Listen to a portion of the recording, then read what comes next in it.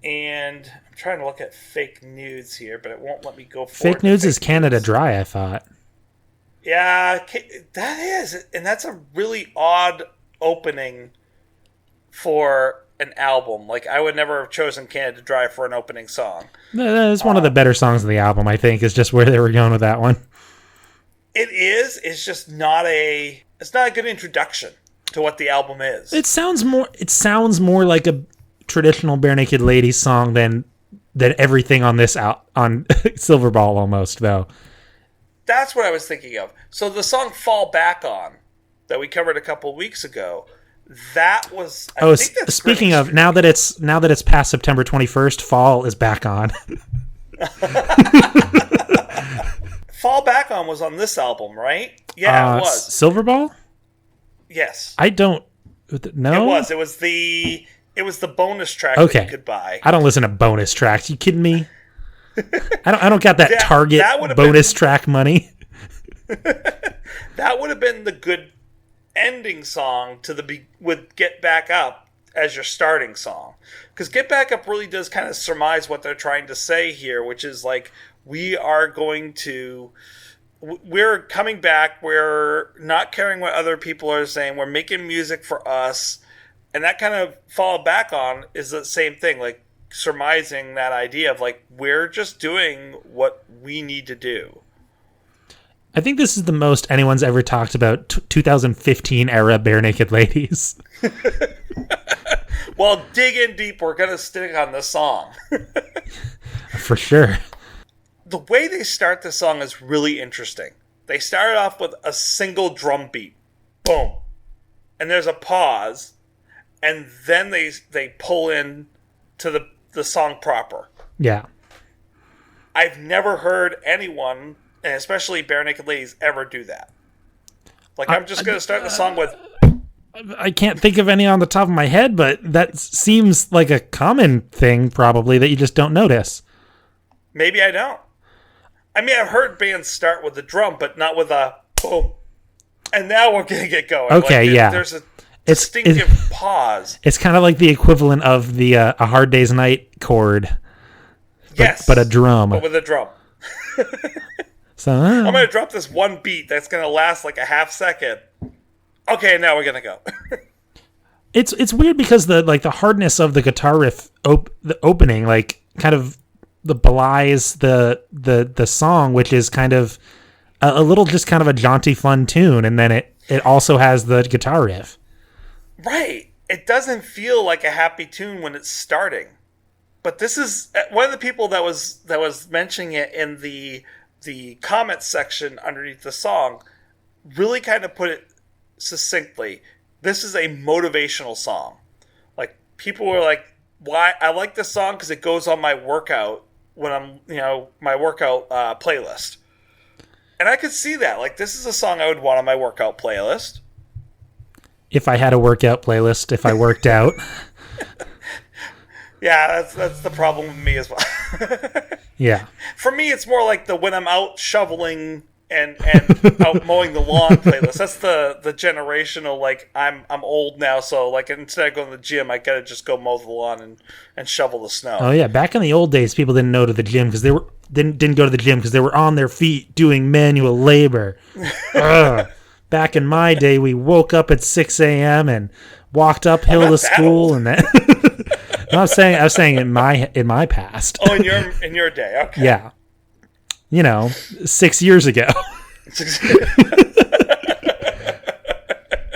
But I mean, so this is supposed to be a motivational song, and the guitar riff at the beginning, I think you're right. Like, it doesn't match what they're going for with the lyrics of this song, but it doesn't work against it either. It doesn't sound horrible. Yeah, it's what you're trying to do in songs. You're trying to make a dialectic contrast that informs you and gives you emotions. Let's get over to the lyrics. So this is supposed to be completely motivational. Like, I see this as BNL trying to write the Eye of the Tiger type music. Like, this is him trying to like get people to get up and move around, stick to it, and get back up. Yeah. And he even uses the imagery in the third verse. Yeah. So let's break down the lyrics a little bit. What do you think this song's about? I mean, well, I had the benefit of kind of listening to the commentary track, which is on Spotify, and kind of listening to an interview which you sent me, and so it's like, I mean, the first verse says it all. I'm a little bit worse for wear, got a little bit more gray hair. I'm not going to be the next big thing. Like, it's Ed just kind of being realistic. Like, hey, like it's 2015, not 1998. Like, I'm never gonna be Dave Matthews. Yeah, and he's not going to be the old version of himself either. Right. But, you know, like, he's ready for the big rebound as he sings. But, like, it's not a naive positivity. It's a lived with experience. Like, he's earned the right to have this outlook on life because he's lived and learned. I fully agree with you. And you, in the way that you just worded that, totally made it apparent to me why I have a problem with some of the songs on Fake Nudes. Okay.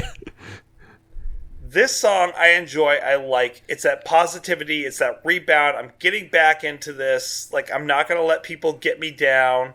I'm going to make this work, and I'm going to do what I want to do, whether it makes you guys happy or not, because it makes me happy to do this, and I'm just going to keep getting back up no matter how much you guys put me down and say that I can't do this. However, he keeps repeating this theme with several songs. Bring It Back Home is another example. Bringing it home, looking up, yeah.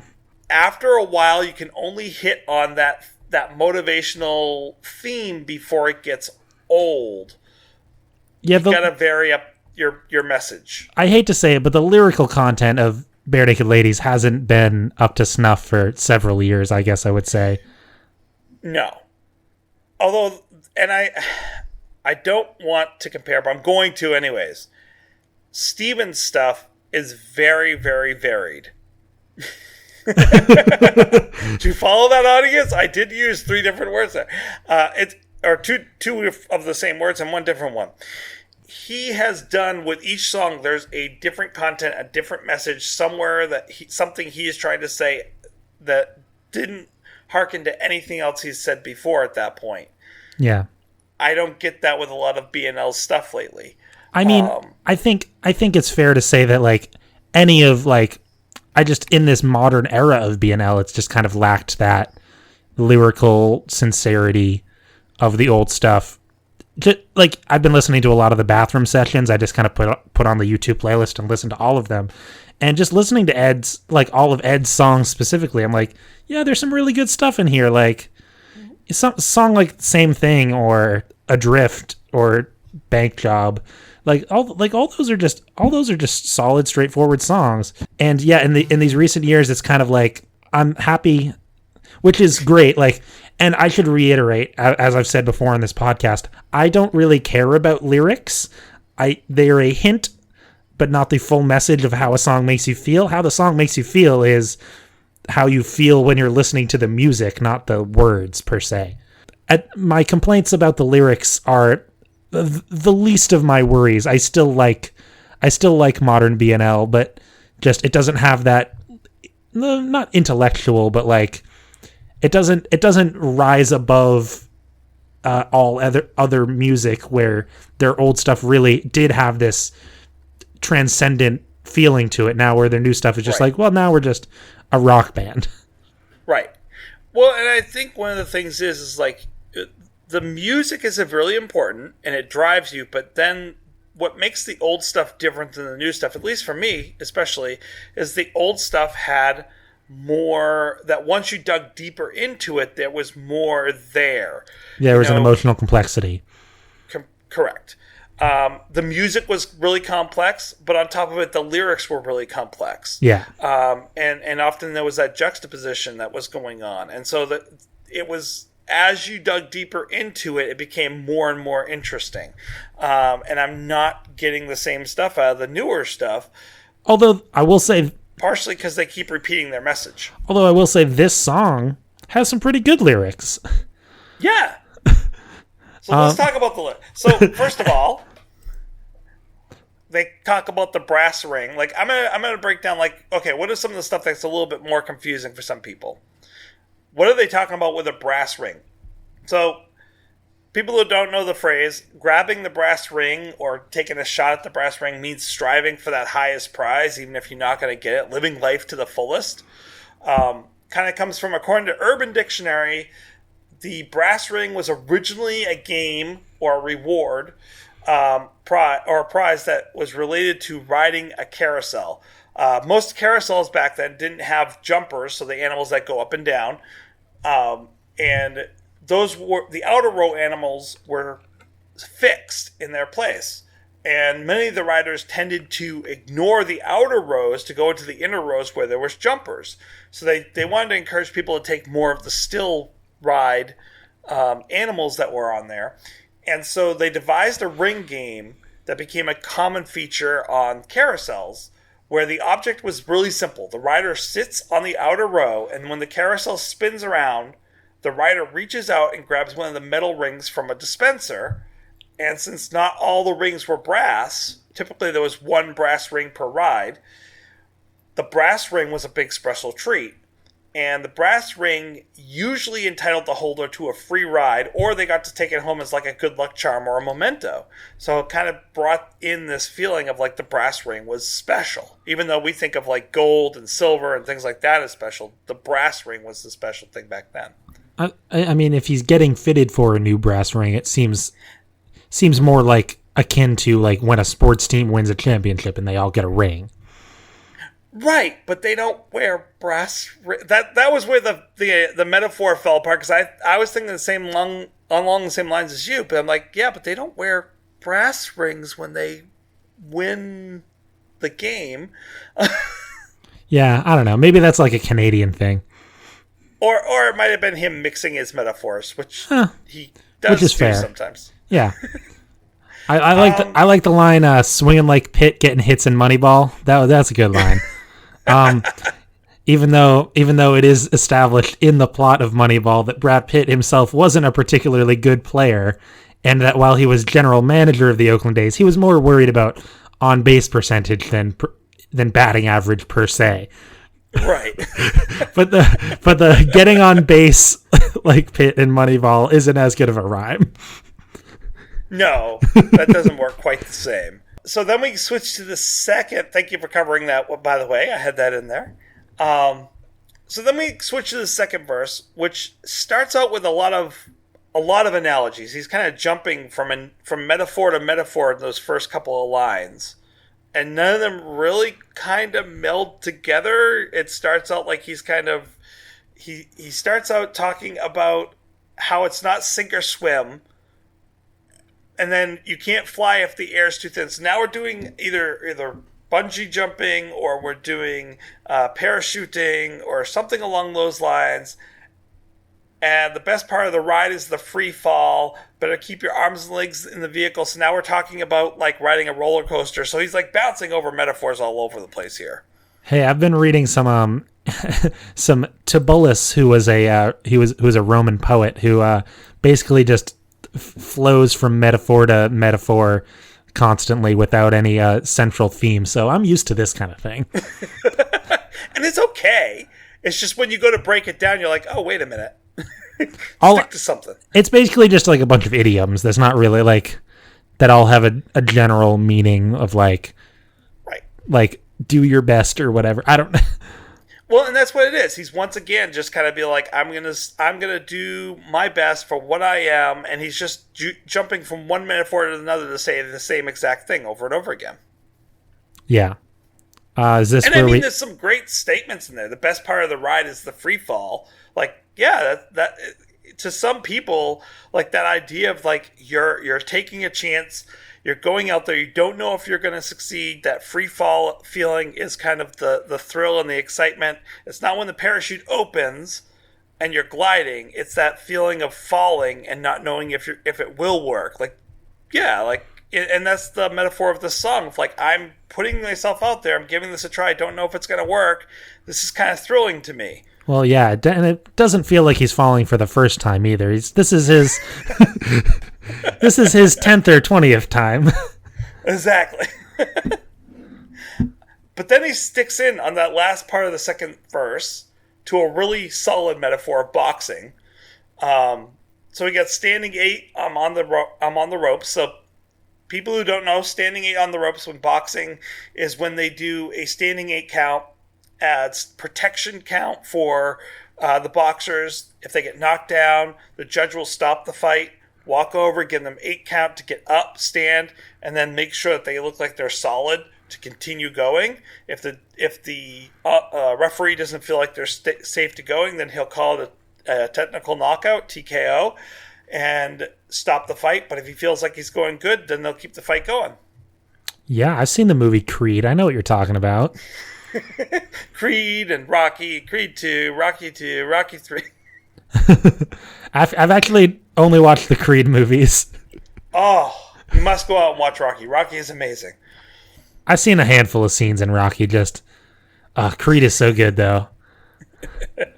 I don't want to give it away, but the ending is what makes Rocky different than any other movie, any other athlete movie out there. I know how Rocky ends. Don't worry. Okay. Most people think that it ends with him winning, and I'm like, oh, you don't know Rocky. Well, he doesn't win the fight, but he wins. He wins life. Right. He wins because he got the goal that he was going for. Yeah. Which is funny that he's using the "I'm not the second coming of Muhammad Ali" instead of Rocky like that. He must have needed like the certain number of beats in that statement, number of syllables. Yeah, I mean, not all boxing allusions need to be to Rocky. It's usually a 50-50 split between Muhammad Ali and Rocky. But I like it. But Muhammad Ali wasn't knocked down on the canvas a lot. He didn't have to get back up a lot. Usually, he was pretty solid boxer, which is why I went to the Rocky analogy more with this song than Muhammad Ali, because Rocky got knocked down a lot, and he's always getting back up. Like that's hey, this is not a Kajagoogoo podcast. It would have been a much better analogy, Ed, if you had stuck with Rocky just because of that. He's not, but he's saying he's not the second coming of Muhammad Ali. Like he's not the greatest of all time. He's just a normal guy. And then we get the kind of ironic contrast of like, yeah, I'm not that, but hey, can I get a whoop for some boxing imagery? Come on, a little praise over here for giving a good imagery on that one. Yes. And it is. He actually does a good job with those lyrics. And I will give you the whoop. And that's a good Ed moment of having the complex lyrics and then kind of having the ironic contrast at the end of the verse. Yes. Like you're in on our joke, right? Like yeah. We told a funny one.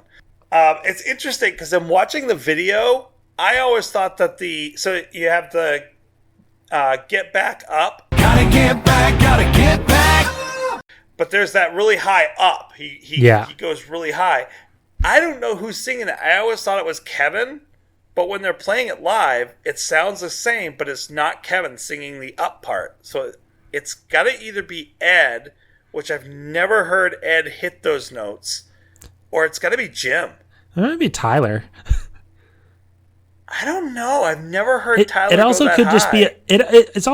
It's also on the album track, at least. It's not like apparent that it's someone specifically singing that. It might just be like a button that Kevin hits. That might be, because I do see Kevin reach over at that moment. So it might be like he's got it recorded in. Like they recorded that they went up high, and dug it in, and I don't know. But I always thought it was Kevin. It sounded like Kevin to me. All right, well, let's see. Did I have anything else on? No, I didn't have anything else about the lyrics on it. Did you have anything else that you wanted to add about the lyrics? No, I don't. I don't write down lyrics. You know, it's all in my brain, Tracy.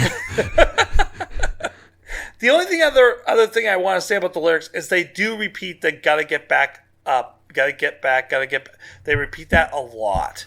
The chorus is kind of fun. Yeah, you got a whole stadium on their feet. It's not about victory or defeat. Yeah. No, I actually kind of like that. Like, that kind of sums up what they're trying to say about this whole thing. Like, hey, like, we're not winning or losing. We're playing rock and roll music. Like, exactly. Any old way you choose it, it's got a backbeat. You can't lose it. And I think, once again, and people are going to be like, again, you're going back to that. I think in some ways that you could also say that this is Ed talking about Steven leaving the band. It's not about a victory or a defeat. It's not about who won this. It's about that I'm just coming back out. I'm going to just keep playing the music I want to play. Yeah. And you're going to accept me for it or you're not, but I'm going to just keep trying because it's what I love to do. Yeah. Which I think is a nice, positive way to approach this whole situation. Yeah, and I feel like the common understanding of the whole breakup is that it's all like it always kind of seemed mutual, like. It depends on who you talk to and when after the process you talk to them. Everyone seems like they're better off having done the split emotionally. Yes. Whether it was tumultuous when it was happening, obviously you don't want to go through those troubles, but I don't know. I'm a conflict avoidant person, so I don't like to think about it. And I will say one of the best things that came out of that is it gave a lot of good fodder for good songs. Both Steve and Ed and Kevin and Jim, both, all wrote really good songs out of all of that moray. Well, it's weird because I mean, Bare Naked Ladies isn't usually the type of band who's like responding to specific life events. It feels like, except for War on Drugs, which is a great song, but or the one that we covered a couple weeks ago, Fun and Games. Like, that was a pretty specific life event, but yeah. But usually you're right. It's very general, or they do it through a metaphor of another person. Yeah, or like even like a song like Break Your Heart, which like has huge emotional value. Like, there's no way for us to know if that's about a specific relationship or if it's just kind of postured emotional songwriting. Right. So you've had your own podcast. Have you ever heard of Podcoin? Oh, yes. From listening to yours. To your podcast. Well, unfortunately, no one's going to be able to use it anymore. Podcoin has ended. I saw your Facebook post earlier about that. I was confused as to why you were bringing it up. Because I've told so many people to go out there now and to use Podcoin to listen to us. I feel it's only fair now to say don't go out and try to find Podcoin or use Podcoin. The owners have gone under. They've closed the app. They hope to open another app down the road similar and learn from the mistakes. But they got to get back up. They've got to get back up. They will get back up, they said. I'm hoping they do, because I really like the idea of Podcoin. Yeah, just selling all of our data to Big Brother for a profit. They got our data anyways. Yeah. Might as well get some money out of it. Yeah. They've closed. I donated all my stuff I didn't have enough to get anything personally, so I'm like, you know what? I'll just give all mine to charity. So. Yeah. So good luck to the people who own Podcoin. Yeah, go out there, get back up. Don't leave anyone Canada dry. Oh. Bad puns are supposed to be my thing. Yeah. Well, maybe they can put some duct tape on their heart and then tape it back up and feel better and come back out and try again. Yeah. Anyway, the king of bedside manner. So ratings. The rating system for this week is going to be brass rings. How many brass rings? It's not going to be whoops. Nope, it's not going to be whoops. How many brass rings are we reaching for in this week? Or do we feel that Ed was reaching for this week with this song? If you want, I can start. But actually, before all that, I'm going to have Michelle start. Michelle, give us your thoughts and your ratings. Hi guys, this is Michelle, and I'm here with my thoughts on Get Back Up. I want to say that I like this song. It's decent. The rock intro grabs me at the beginning, that crunchy rock intro. The lyrics are okay. They're kind of interesting. The verse doesn't feel as strong as the instrumentation, but then the chorus comes in and I really like the sound of it. And I like the instrumentation, the instrumental break on the chorus, that crunchy sound that probably Aaron could describe better is what I like. The repeat of the gotta get back, that part, that sounds cool. It's almost a bridge. That really grabs me. But what I think is really interesting about this song that really stands out is the piano at the end. It's almost like, yes, they're the quote unquote correct notes, but it almost sounds like somebody's just pounding on the piano and it just happens to fit the song. It's almost like an accidental thing. So I thought that was cool. That was a nice added.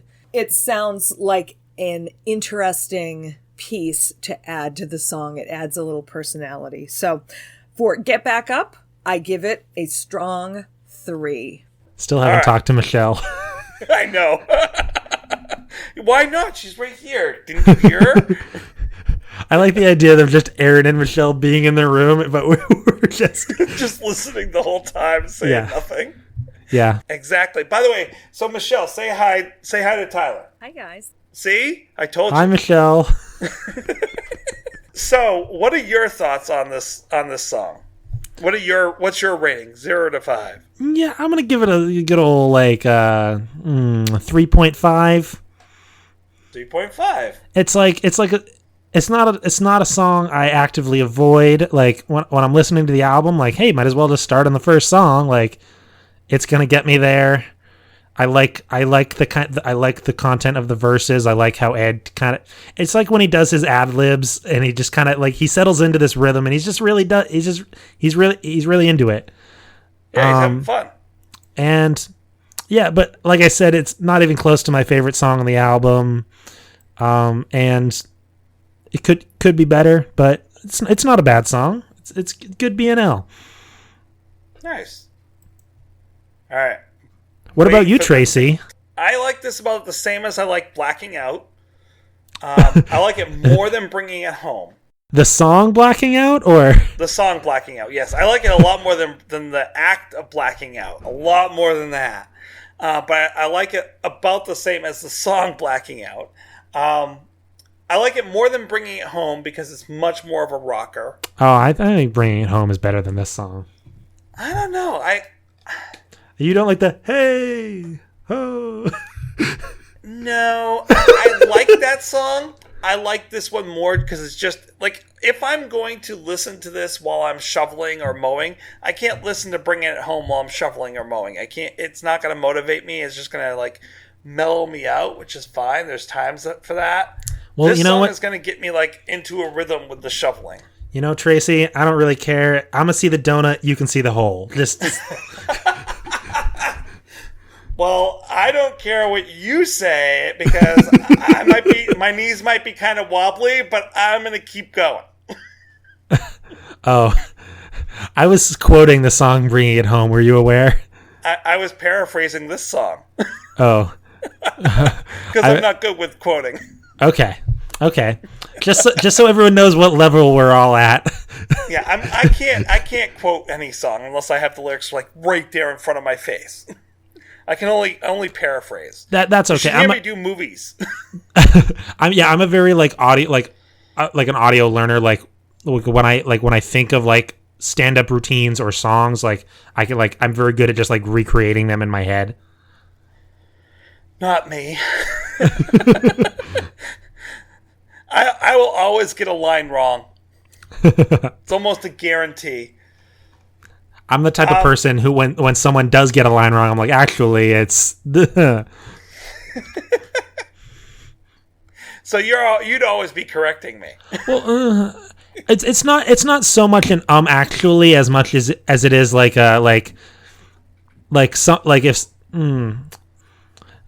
That didn't hit.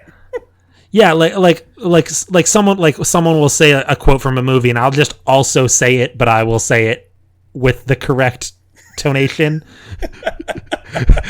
I'm a terrible person. Let's just get this out of the way. That's okay. I'm pedantic, so if someone's spelling something on the screen, I'm like, no, back up, fix that. No, I'll try that again. So I'm going to go in and I'm going to fix my score because I haven't put it in yet. I give this 3.75 brass rings. Oh, you were higher than me, though, so... A little bit. I like it. I like this song. It's one that I kind of enjoy listening to. So the appearance this week is I shared with you earlier this week the Ed and Tyler interview for Silverball, and then so they're being interviewed by CBC. And then they play this song live in the studio. Ed's kind of talking about why he felt like he needed to write this song, and why it's the feel of the album. Yeah, basically everything we're talking about during this. Yeah. I like watching this video, though, because you got Kevin playing both the piano and synth at the same time. Like, it's amazing to watch him. And the interview is interesting, too, because it's Ed and Tyler being interviewed, and you get Tyler kind of like pitches in every once in a while to the questions, and he has some thoughtful additions, and it's rare because usually Tyler's role in the band is like just chimes in to just trash anything anyone says. It's funny, you would think the drummer is the quiet one, but Tyler is not the quiet one in any way. I like not on this podcast because we've been having a nice conversation, but sometimes I go on podcasts and I essentially just play the role of Tyler, where I just scream out jokes while people are trying to have a conversation. No, you. I recall last time us getting really off the rails talking about the flag. I think we got way off the rails on that one. So, all right, this week we're all going to give a throw to next week's song. I'll go first, but then I want you to get in line behind me, and then I'm going to have Aaron get in line behind me with his recording, and then, everyone pick a spot. So everyone get in line. Aaron, not Aaron, you're Tracy. Tracy, I've been meaning to ask you a question. I've got this weird rash on my shoulder. It's in the shape of a pentagram. Can you see it? It is. It's a pentagon. How'd you get a sign of a pentagon on you? Tracy, just for the sake of the bit, it's a pentagram. What? I told you I always get the lyrics wrong. I really wanted to yes and you there, but it's really important. The connotations of a pentagram versus a pentagon are very serious. Well, one, it could be the Pentagon, like the military building. Yeah, and one's it's devil worshippers. Allegedly, there's many fine interpretations of polytheism and various things that worship a pentagram. Read Dan Brown's The Da Vinci Code; you'll learn all about it. Read all of Dan Brown's stuff. He's from my hometown. Did you know that? I did not know that. Yeah. So have you ever met him? No. Well, that's a shame. But I've got a couple of his books. I have that autographed editions, just because I can go to the local bookstore and get the autographed versions of his ones. I met Stephen King. He's from my hometown, so. Oh, cool. He came and talked at my high school once. Did he? He's interesting. Yeah, his grandchildren go to school in my area. Oh, really? Yeah. So. Oh, neat. I was once in the movie theater with him, and you were watching It Chapter 2, and he was like, "Boo!" No, no, this is a long time ago. This is back when I used to live in that area. You were watching The Shining, and he went, "Boo!" Probably, but actually I wasn't even going to see one of his movies because it wasn't out. But I walked up to him and I'm like, "Hey, nice to meet you." He's like, get in line." Hey, they like the song. Which is the song we're talking about next week. Oh. You really are the king of the hill of this podcast. Oh.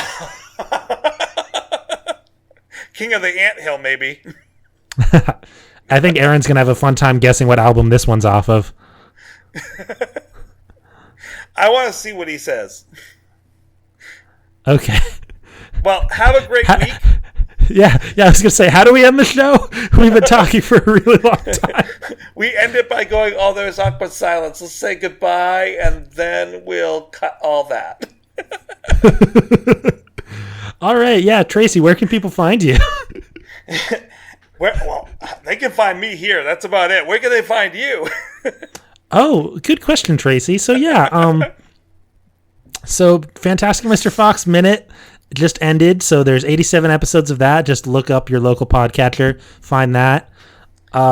We have upcoming projects. Right now we're working on our Dr. Horrible's Sing-Along blog analysis, which will be a series of about 15 episodes all about Dr. Horrible's Sing-Along blog and Commentary the Musical. The name of the show's The Evil Podcast of Evil. No episodes have been released. No episodes have been published yet, but keep your eye out for it if that's your kind of thing. Once you know that it's out, let us know, and we'll let everyone know to listen for that. Yeah, and if you want to just find me on Twitter, it's at Tyler Boudy. That's TylerBoudy. Like my last name, not the other thing. Although it's a nice little play on words. Yes. But definitely an Ed-worthy type thing. Oh, for sure. Oh, yeah. When I meet Ed, that's what I'm going to tell him about. All right, Tracy, thanks. All right, well, thank you for joining us. Thanks for having me back on to talk about this mediocre song. We'll have you back on to talk about more mediocre songs. Oh, anytime. I love BNL. Thank you for joining us. Thanks, that was fun. Don't forget, no regrets, except maybe one.